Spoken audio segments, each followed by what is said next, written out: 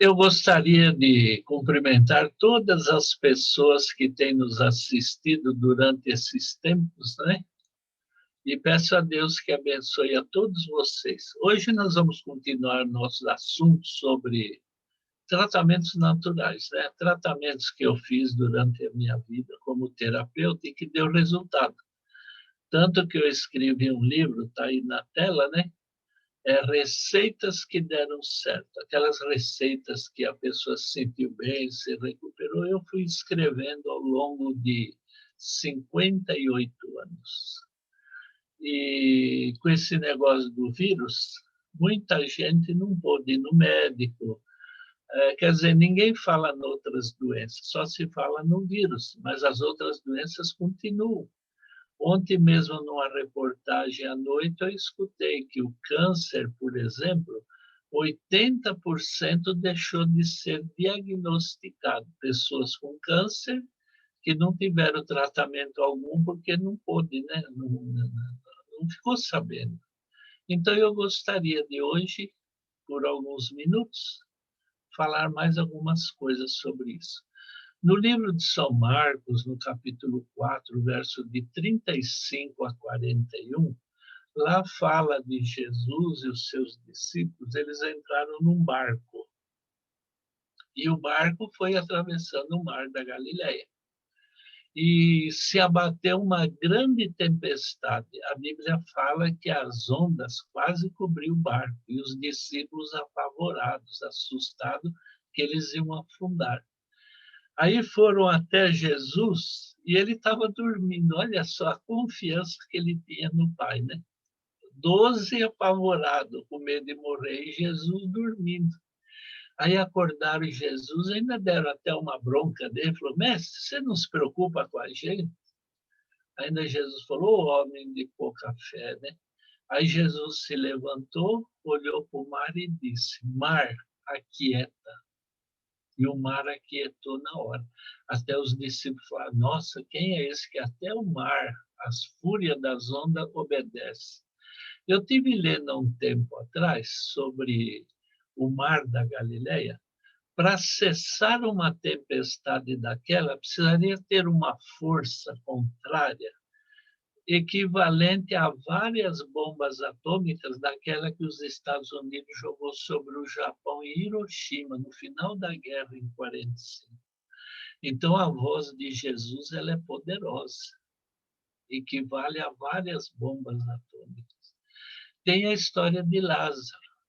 O amigo dele morreu. Tem até um trecho muito triste que diz que Jesus chegou lá na sepultura e chorou, né? Olha, o Deus Criador chorando por uma de suas criaturas. Aí a gente vê o cuidado que Deus tem com a gente. Aí Jesus pediu, tirem a pedra, porque a pedra qualquer um podia tirar. Jesus, o nosso Deus, não faz aquilo que nós podemos fazer. A gente faz tudo que está ao nosso alcance e Deus completa o que a gente não pode. É assim que funciona, né? O poder de Deus, a ação de Deus na nossa vida.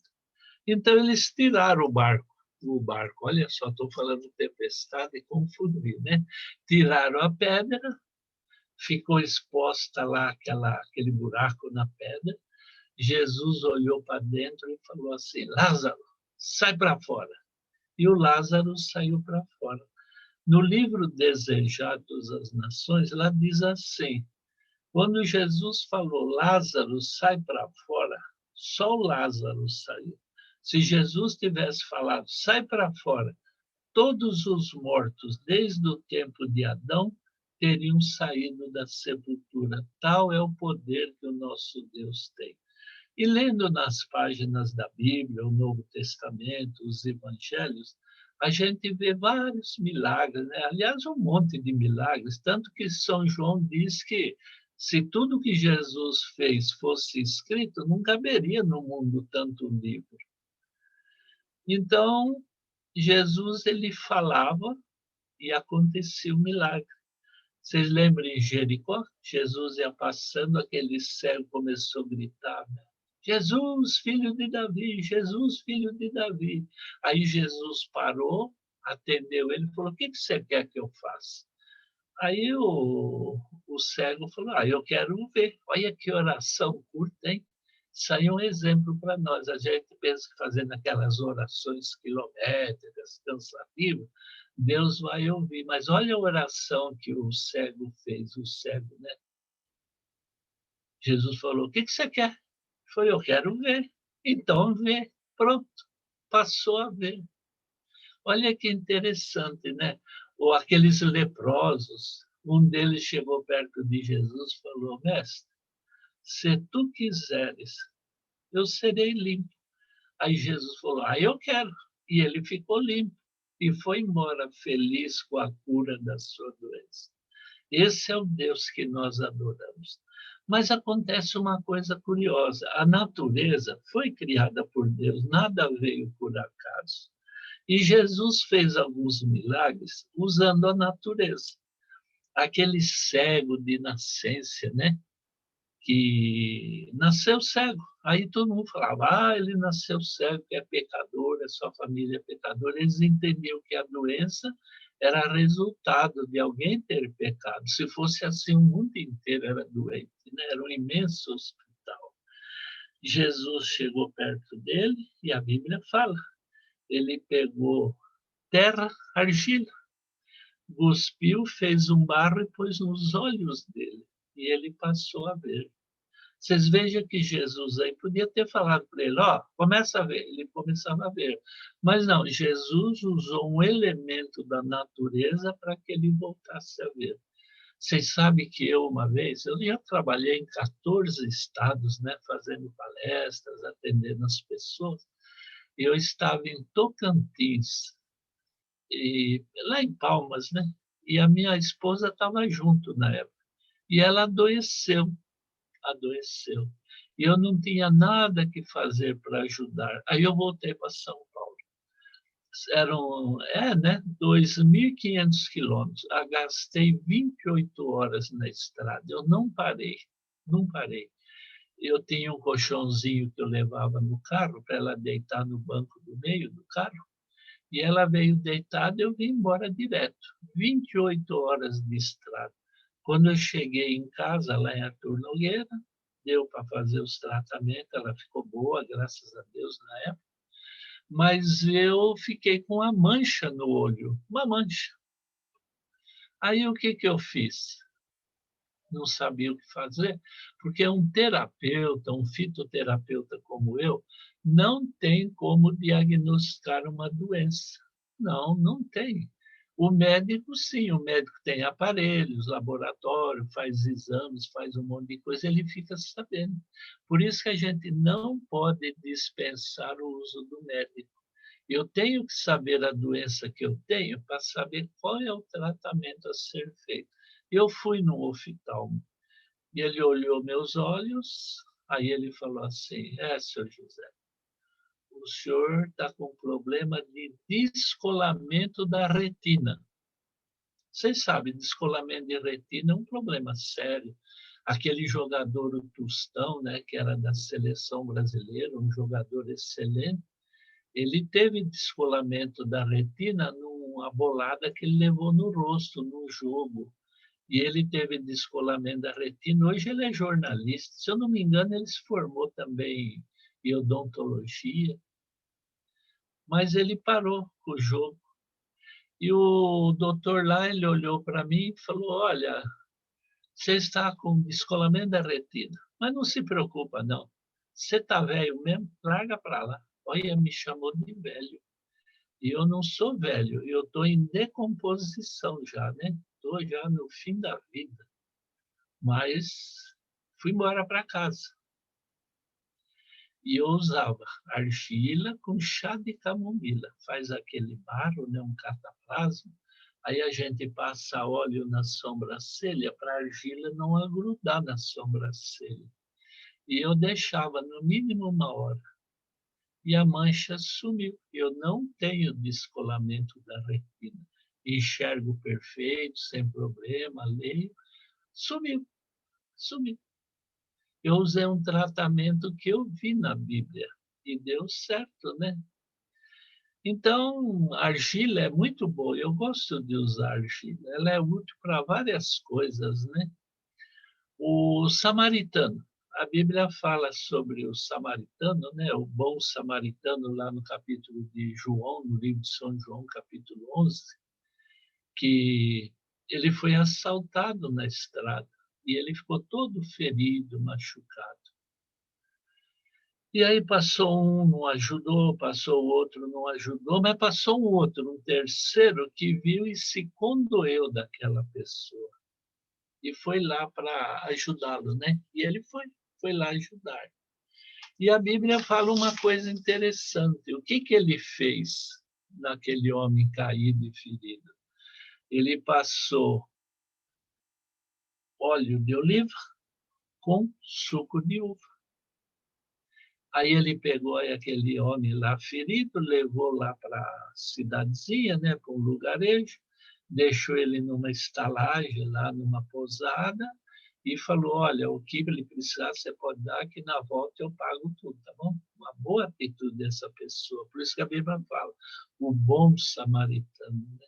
É o que o mundo precisa hoje, de bons samaritanos. Suco de uva com óleo de oliva. Interessante que o suco de uva é um excelente cicatrizante. Nossa vida, trabalhei numa cidade do Espírito Santo que lá dava muito motoqueiro, sabe? E as estradas não eram asfaltadas, era aquela terra, aquele areião solto. Vira e mexe, um caía. Caía e se esfolava, porque eles vão de short, bermuda, né? Manga curta, não se protege, aí se machuca. E eu passava o suco de uva e o óleo de oliva. O suco de uva, ele cicatriza tão rápido que resseca a pele. Então a gente põe um pouco de óleo de oliva para retardar um pouco a cicatrização, para a pele se ajeitando, não ficar repuxando.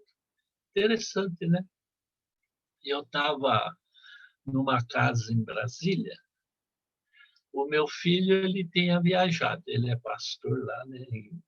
Na época era em Brasília, hoje ele está em Campo Grande, no Mato Grosso. Mas ele, sabe, pastor não para, né? Pastor é igual cigano, né? Cada tempo está num lugar. E ele saiu fazer o trabalho dele, era uma sexta-feira à noite, e eu estava sozinho lá, minha nora e as minhas netas. Aí veio uma vizinha correndo com o filhinho dela no colo, que ele caiu da cadeira, bateu a boca no chão e cortou os lábios. E estava aquela sangueira, ela com pano estancando a hemorragia, né?